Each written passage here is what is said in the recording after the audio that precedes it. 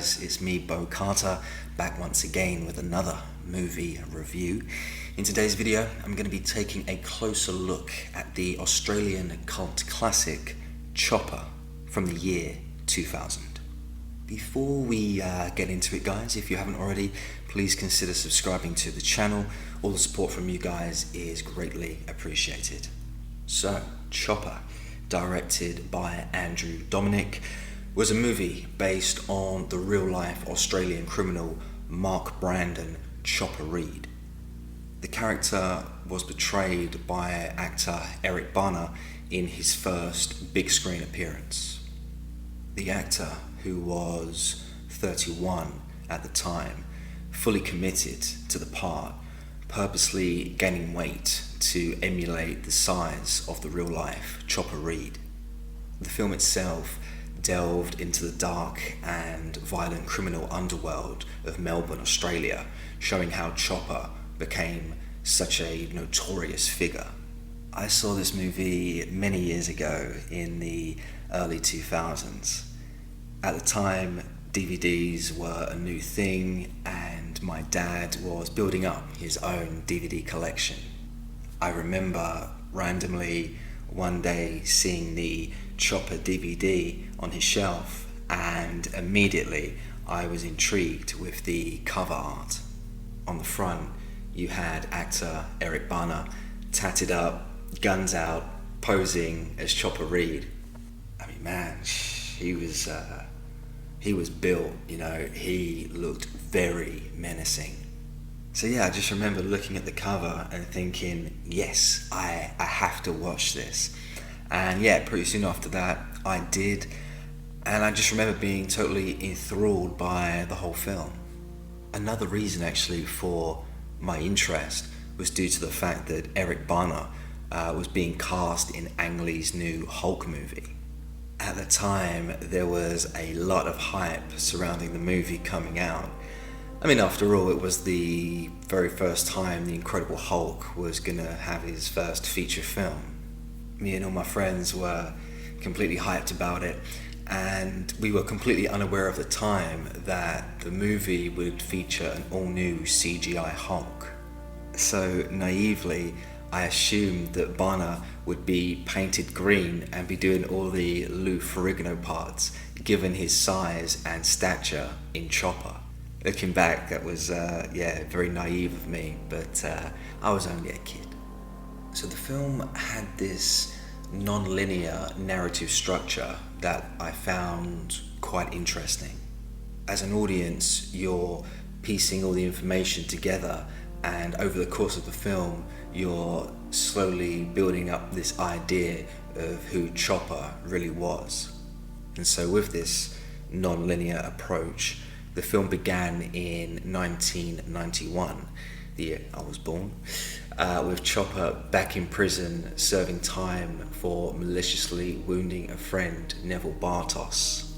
So the movie started with Chopper watching a TV news report about himself with a couple of prison guards. From the outset, it was very clear to me that this guy was a dangerous man with a deadly past. And I liked how director Andrew Dominik got that point across by using the news report to inform the audience. After the title sequence, we got transported back to the late 70s, where we saw a younger looking Chopper Read serving time in Pentridge prison.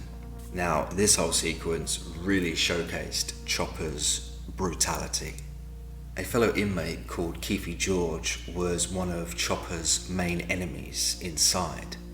We saw Chopper savagely attack George with a knife, resulting in George bleeding to death. Chopper seemed to go into this manic state as he was stabbing George, and the blood was pouring out everywhere. Just a very nasty prison death.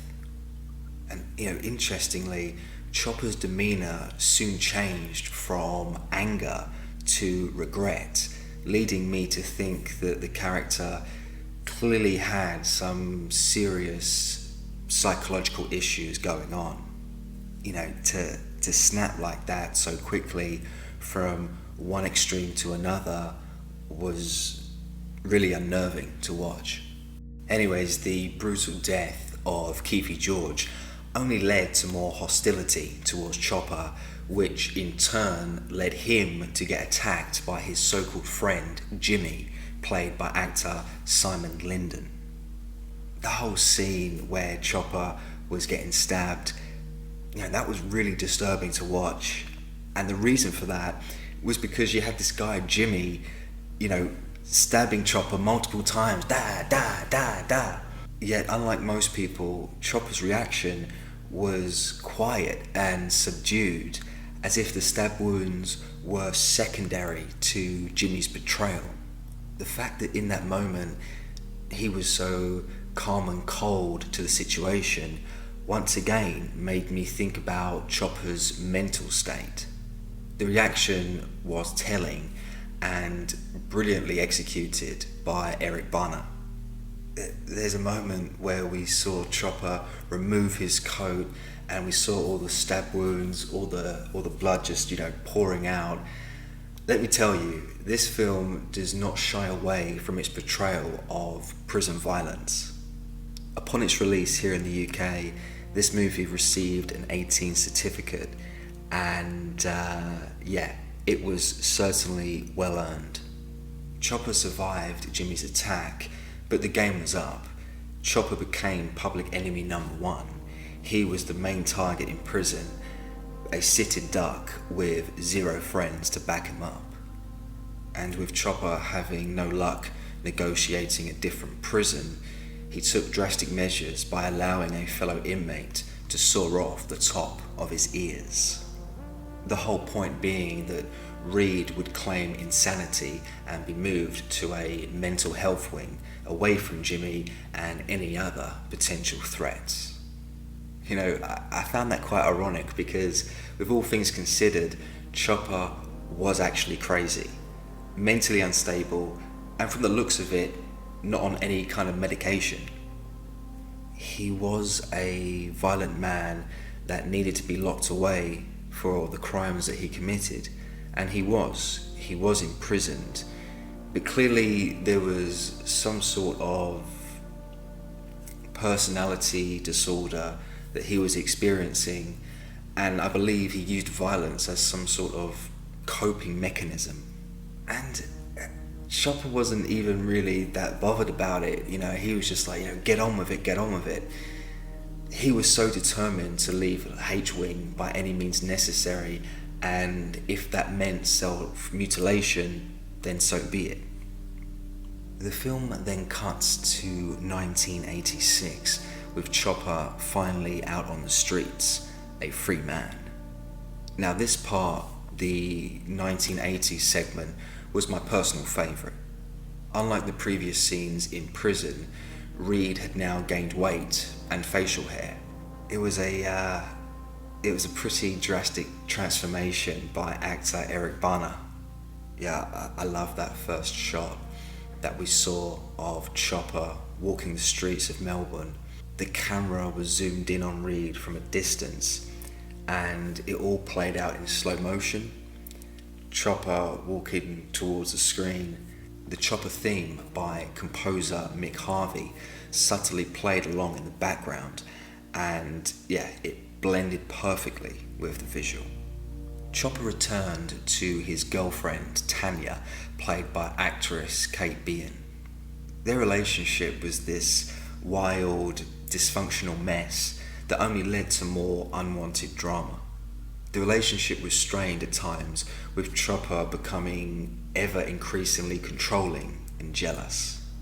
At this point it was already clear that Reed was a madman, a guy not able to be a functioning member of society, and here he was, drinking hard, sniffing drugs, just a complete recipe for disaster.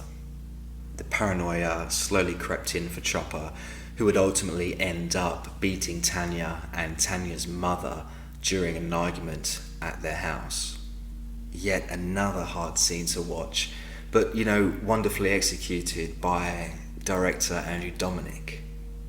Tanya being beaten up like that, her mother getting attacked.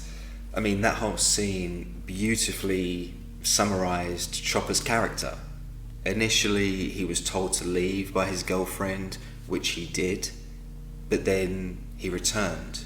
He burst through Tanya's door and he went absolutely berserk. It's like Chopper just couldn't let it go. He just couldn't calm down, and it was like a switch had gone off in his head. And I don't know, once again, it just goes back to my thoughts on Chopper's mental state. Something was seriously wrong with this guy, and he should never have been allowed back on the streets in the first place, if you ask me. As the movie continued, we saw Chopper involve himself with a fellow Melbourne drug dealer called Neville Bartos, played by actor Vince Colomoso. A guy who was a show-off, a loudmouth, and someone that Chopper really didn't like. More criminal activity ensued, and it all resulted in Chopper being sent back to prison. The movie ends similar to how it began, with Chopper in his cell watching a news report about himself with two fellow officers. The report ends, the officers leave, and we get this brilliant shot, a slow tracking shot of Chopper sitting alone in his cell. A simple yet effective way to close out the film. There was also this social commentary going on, exposing the power of the media and how it can manipulate the narrative. During the film, Chopper became more and more notorious, leading to him becoming a best-selling author. The media attention only hyped up the legend of Australia's most famous criminal. I found that aspect of the film quite interesting, and it made me think, if Chopper Read hadn't have received the attention that he got, would there have ever been a book in the first place, let alone a film? Before we get into dislikes, I have to take a moment to give credit to Eric Bana. Give him his flowers, and rightfully so, for his incredible performance here in this movie. I don't use this word a lot, but Bana in this role was completely mesmerizing. The movie was this independently made Australian film. I've got no idea about its Oscar eligibility, but Bana deserved an Oscar nomination for his performance. Now, the whole cast did a fantastic job, don't get me wrong, but it was Eric Bana's film. The supporting characters came and went, but Chopper remained the main focal point. And when I think about it, us as an audience, we were never really given enough information about the side characters to even really care about them. Like Chopper's girlfriend Tanya, for example. From the limited scenes that we saw of her, we could conjure up an idea of what she was like, but there was no real context or backstory given. Whereas when Chopper was on screen, he was the one that commanded all the attention. Just remarkable work from Bana and a great casting decision. And so, dislikes for Chopper from the year 2000. My biggest dislike for the film would simply have to be that it just wasn't long enough. You know, as in, Chopper had such a crazy lifestyle. Sadly, the film missed out quite a lot. I understand that the film only had so much runtime to use, but if you've read the real Chopper Read bio, you'll be aware that he was involved in several robberies and, assassination attempts, prison escapes, murders. There was just so much more to tell. Given the chaotic lifestyle that Chopper Read had, his story would have actually been better suited as a 4-part miniseries. It's like the film gave you a glimpse into the world of Chopper, then it's over, and no sequel, no follow-up, a simple one and done deal. All I can say is, if you loved the movie like I did and you wanted more, go buy Chopper's autobiography. It really does give you a more detailed overview of his life. And so, ratings for Chopper. I'm going to be rating this movie a strong 8 out of 10. No doubt, Chopper is one of the very best movies to ever come out of Australia. And in terms of Australian cinema, films like this and Romper Stomper really have stood the test of time. I mean, they are genuine cult classics.